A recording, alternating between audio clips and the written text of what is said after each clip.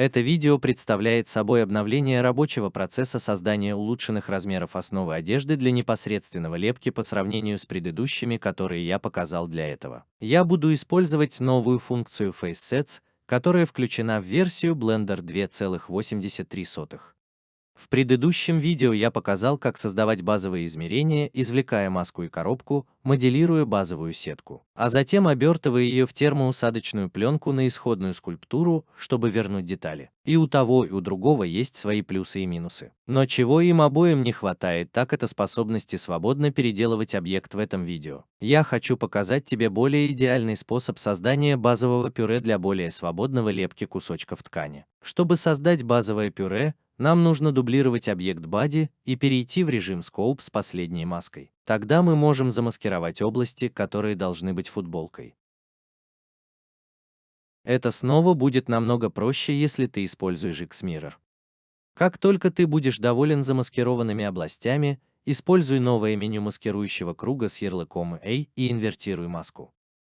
Этот ярлык и круговое меню делают функциональность маскировки намного более доступной, чем старые ярлыки. Теперь срежь маску и закрой отверстие. Оператор, мы можем отрезать все части маски, что оставит нам объект рубашки. Преимущество теперь в том, что объект имеет объем, что позволяет свободно переделывать его и более свободно лепить с помощью инструмента Mesh-Filter. Тогда ты можешь разглаживать всю поверхность столько, сколько захочешь. Конечно, теперь объект будет более четко пересекаться с ниже лежащим телом. Итак, нам нужно переключить инструмент сетчатый фильтр на раздувание вместо сглаживания, а затем немного раздуть весь объект. Это само по себе даст тебе лучшую основу для лепки, но новая функция набора лиц позволяет еще лучше замаскировать области объекта, которые могут быть открытыми рукавами, цветами и так далее. Тогда вызови круговое меню набора лиц с помощью сочетания клавиш W и используй набор лиц из Masked. Тогда сними маску с помощью меню пирог. Это дополнительное лицо, которое действительно позволяет нам изолировать ту часть, на которой мы лепим, и даже позволяет легко скрыть открытые участки или, по крайней мере, те области, которые должны быть открытыми. Ты даже можешь использовать инструмент Mesh-Filter с опцией Relax Face Sets, чтобы выровнять границы лица. Это если указать на основной набор лиц и нажать H, он скроет все лица, кроме этого отсюда.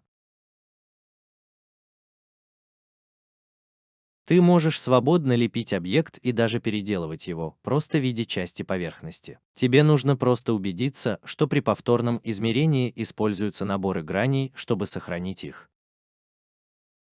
Как только ты в конце концов закончишь лепить рубашку и захочешь снова ее открыть, ты можешь просто скрыть основной набор лиц. Перейдя в режим редактирования и выбрав и удалив другой набор лиц, все, что скрыто в режиме остановки. Также скрыто в режиме редактирования и наоборот, что делает это действительно практичным.